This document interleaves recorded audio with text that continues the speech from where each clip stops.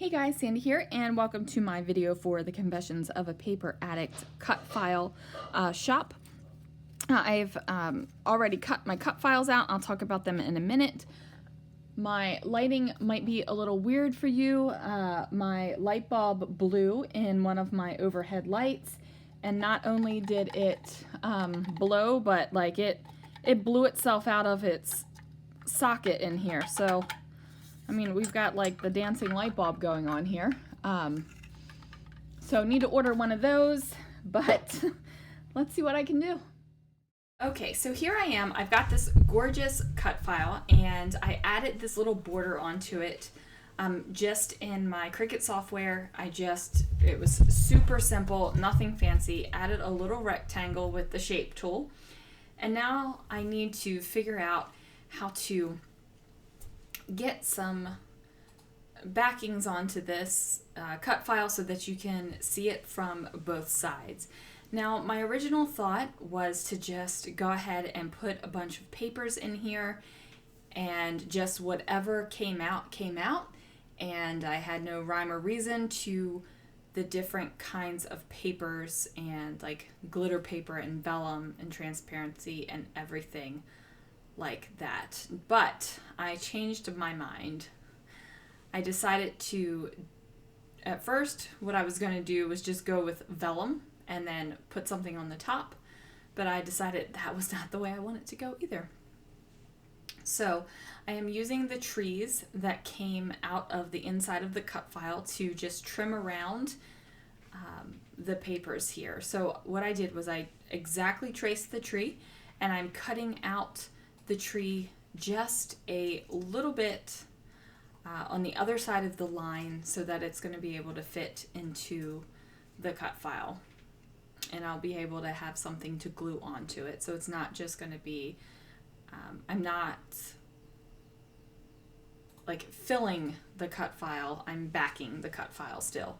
Now, if I wanted to, I could have used this cut file and cut it out multiple times with different pieces of paper and just filled in instead of backing it. It's when you just fill it in so that there's no difference in height. When you back a cut file, the paper is just ever so slightly under it because obviously you're behind the cut file.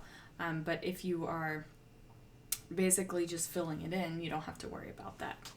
Now, I did decide to go ahead and use the transparency, and I am definitely sped up on this part of the video, you guys. I wish I could back a cut file this quickly, because this would make life super easy if you know you could, but it doesn't happen that way. So what I decided to do at this point was I just figured I would do both sides of the cut file as the same exact papers. So the transparency, I knew you were going to be able to see it both ways from the front and the back, and you would have that beautiful transparency.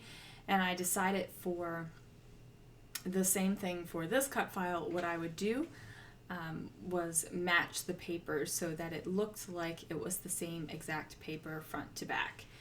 And it took a minute for me to figure that out. Not exactly sure why. It just wasn't just automatically coming to me, I guess. Here I am tracing out some of the trees just so that I can cut them out as well and start getting the design of this guy going.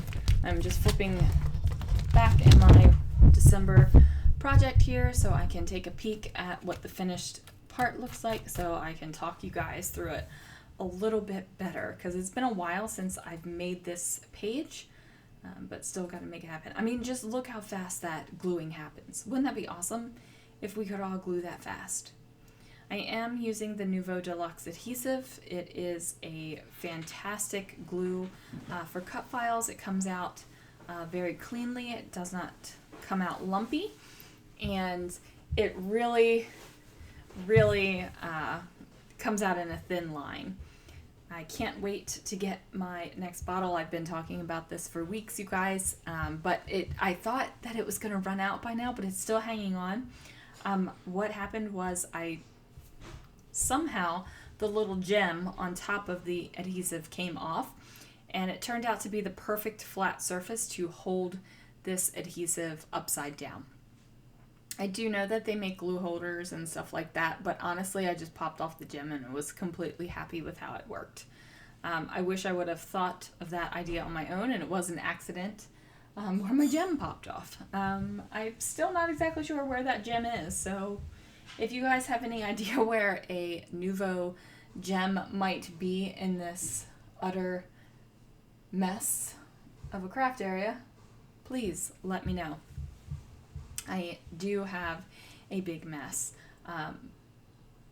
It is a mess. With the December project out, everything is everywhere, and it's just a mess. But once the December project is finished, all the Christmas stuff will be put away. We're going to go through a little mini organization once the beginning of the year happens, and we're just going to make some good stuff happen.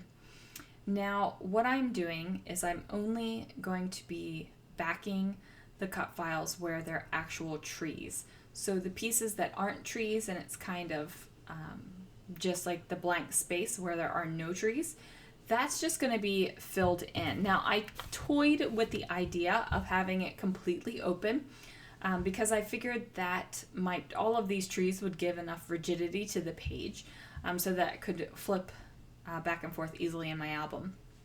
I do decide to switch that up though. I decide to go ahead and have vellum fill that out. Now, I am leaving the entire backing of the cut file in this process video. It is sped up pretty quickly though, you guys, just because it did take a good long while to get this bad boy done. But I have had people tell me that they love seeing the cut files being backed, so I'm just going to go ahead and leave that in. And if it's not your cup of tea, I tried to speed it up for you guys, and if it's still going on and being too tedious for you, go ahead and just zoom through. Just zoom through. Then you'll be able to see the end. Now, while I was doing this, I kept putting the cut file back to back just so I could see what was coming along, how the design was looking. If I was putting two of the same exact papers right next to each other, we didn't want that to happen, of course. And just really trying to make sure that the colors are kind of evened out. So I didn't have all the gold sparkle in one place, and I didn't have all the transparency in one place, and just to go ahead and give it just a little bit more of oomph in it. So that's at least what I was going for. Now, I do have to say, backing a transparency was super easy. Just being able to pen it with like a Zig marker. I used a Zig photo marker, so it dried practically instantaneously and just could cut it right on the photo marker lines. That was really handy. So that's definitely a tip to do. You see, I put the transparency down and trimmed right over top of where the white cut file outline is, and it just worked great. Like, that's probably the best transparency backing tip I could give, is use one of those markers that doesn't smudge and smear all over the place, because it turned out great. Here I am. I decided to bring back in some more of the green. Now, I was thinking, is this going to be like a different tree? Every single tree is going to be different. And I ultimately decided to repeat patterns for the trees. I tried to get 3 of each pattern for each tree. There is a plaid that only has 2, but that's just because I ran out of trees. But I do like the way it looks. I like the way it turned out, so I'm completely happy with the way it ended up. And it's pretty rigid. It's not super thick, but it still feels good in my album when I'm flipping through and looking at pages, and it doesn't feel like it's going to fall apart. So, really good. That says a lot about the cut file, and that I used decent enough paper to hold it together. I do cut out most of my cut files on plain white cardstock, and I do like the the white daisy cardstock from Close to My Heart, and I'm not exactly sure why I decided to try the white daisy, but I did have some sort of basil that my machine just didn't like it. I was having to cut it over and over and over again just to get it to work, even on like the deepest blade setting and all that fun stuff. But the white daisy pretty much works all the time. And now I have a kind of a dulling blade, so I am getting feathering on my cuts, but that's just because my blade is dull and I need to replace it. I got new mats in the mail, so that was exciting. And then the blades, I should be getting those shortly. Alright, so that is what it looks like right now, and I've got those two little trees that still need a little something. So I decided to go with this green and red and white plaid because I felt like it pulled all the other colors that were already out there. I've got the white outline, we've got the green already going on, and we have red and the buffalo plaid. So I felt like each piece kind of connected with the other one. The black and the buffalo plaid connects with the transparency sheet, and then the gold does a little bit of sparkle because, you know, sparkle is good. Shimmer and Shine is great, and Shimmer and Shine is even better when it's in a Christmas album.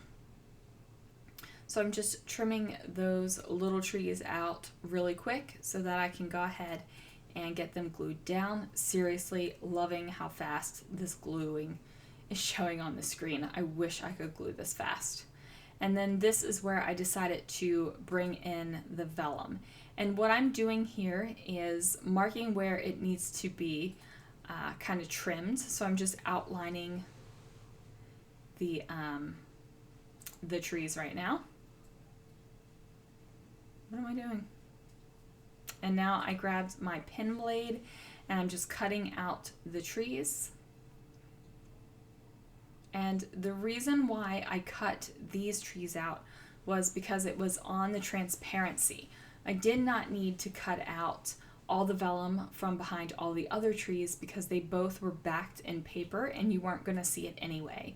The only thing you were going to see was where the transparency was. And I guess I could have left it there. One side would have been shiny and one side would have kind of been frosted and muted, but I really like the way that this turned out, where you can see the transparency on both sides of the cut file. Now this pen blade is super easy to use. It's sharp, so it didn't have any problems with that. And then I'm just trying it out to make sure that it works. And then I'm just going to lay a bunch of ATG down.